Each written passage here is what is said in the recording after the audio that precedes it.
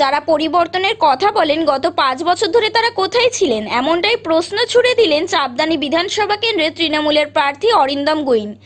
17ই March মুখ্যমন্ত্রী মমতা বন্দ্যোপাধ্যায় ও দলের সর্বভারতীয় সাধারণ সম্পাদক অভিষেক বন্দ্যোপাধ্যায় পশ্চিমবঙ্গ বিধানসভা নির্বাচনের জন্য 291টি আসনের প্রার্থী ঘোষণা করেছিল।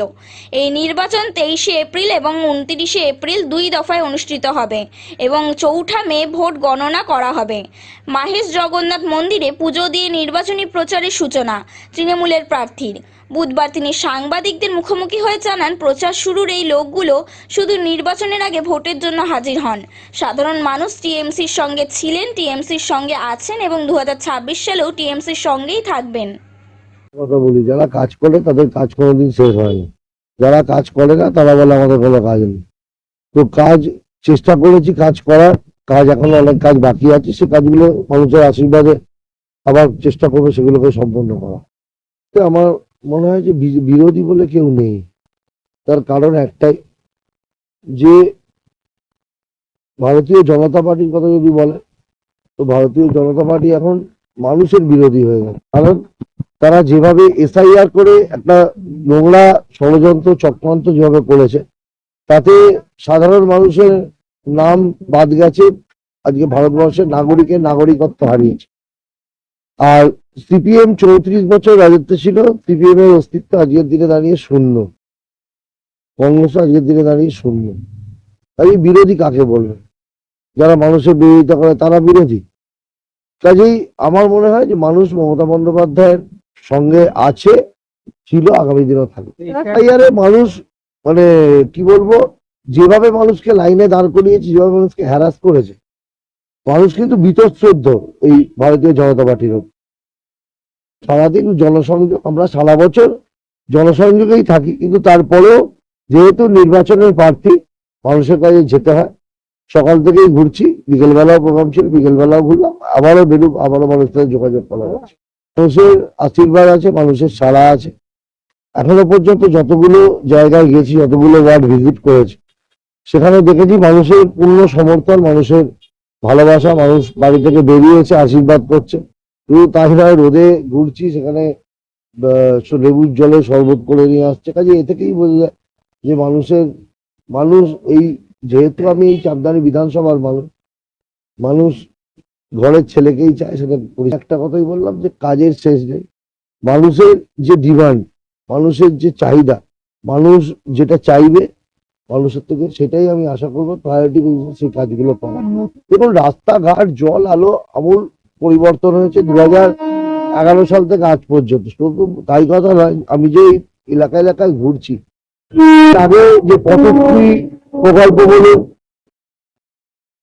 আমাদের সমাধানে বলুন, একটা জায়গা নেই যেখানে কাজ হয়নি। শুধু তাই নয়, কাজ তো সম্পন্ন হয়েছে, আর কিছু কিছু জায়গায় যেগুলো বাকি আছে, সেই কাজগুলো ইলেকশন ডিক্লেয়ার হয়ে যাওয়ার জন্য হয়নি। সেগুলো ইলেকশন মিটে গেলে সেই কাজগুলোই সম্পন্ন হয়ে যাবে। কলকাতা বিধানসভা অঞ্চলে আমার কোনো রাস্তা বাকি থাকবে না।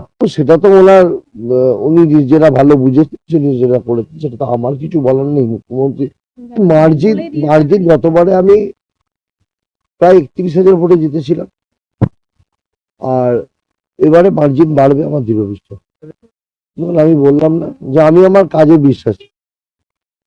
আমি এই 5 বছর বিধায়ক, তার আগে আমি 7 বছর কাউন্সিলর, তার আগে 7 বছর চেয়ারম্যান, তার আগে আমি কাউন্সিলর। কাজেই মানুষের সঙ্গেই এই এত বছর ধরে আছে। 365 দিন এই বিধানসভার মানুষের সাথে, মানুষের পাশে ছিলাম। আমি ইলেকশনের আগে রাজনীতি করতে নামিনি। যারা ইলেকশনের 1 মাস আগে এসছে তারা চিন্তায় পড়বে, আমি সারাটা বছর মানুষের সঙ্গে ছিলাম। একটা কথা বলি, যে আজকে এই চাপদানি বিধানসভায় আপনারা জানেন, কিছুদিন আগে রেলমন্ত্রী এসেছিলেন। রেলমন্ত্রী বলেছেন যে 2টো ব্রিজের ডিপিআর বানাতে দিয়েছে, যেটা দীর্ঘদিনের সমস্যা। 2টো ব্রিজের ডিপিআর। তো সেই ডিপিআর বানানো মানে কিন্তু ব্রিজ বানানো নয়। ডিপিআর বানানো মানে ব্রিজ বানানো নয়। ডিপিআর আমিও বানিয়েছি। যে ডিপিআরটা হচ্ছে যে আমাদের চাপদানি জিটি রোড থেকে দিল্লি রোড, এই 7 কিলোমিটার একটা রাস্তার প্রপোজাল আমি দিয়েছি, যে প্রপোজালটা অলরেডি তার ডিপিআর তৈরি হচ্ছে, যেটা হলে আমার মনে হয় যে এই যে বুদ্ধিবাটি গেট, এই যে মানুষের সমস্যা, যেহেতু চাপদারি একটা শিল্পাঞ্চল যেখানে বহু কলকারখানা আছে, তাদের অনেক দূর দূর ঘুরে যেতে হয়, এই বুদ্ধিবাটি গেট পরে একটা বড় সমস্যা হয়, আর না হলে তাদের সেই চুজরো দিয়ে ঘুরতে হয়। কাজেই এত বড় একটা লং ডিস্টেন্সকে আমরা যদি শর্ট করতে চাই, তাহলে আমার মনে হয় এই রুটটা সবচেয়ে ভালো রুট। এটা আমি একটা অলরেডি প্রস্তাব আগেও রেখেছিলাম, তার জন্য ডিপিআরও বানিয়েছি।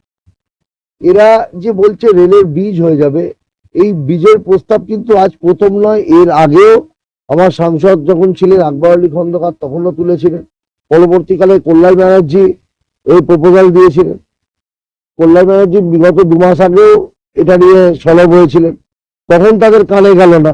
আর রেলমন্ত্রী হঠাৎ করে ইলেকশনের আগে এই 15 লক্ষ টাকা ব্যাংক অ্যাকাউন্টে দেওয়ার মতো এ এক জুমলা, বছরে 2 কোটি বেকার ছেলেদের চাকরি দেওয়ার মতো এও এক জুমলা, আর কালো টাকা নিয়ে আসবো যেমন বলেছিলেন, এও এক জুমলা ইলেকশনের আগে।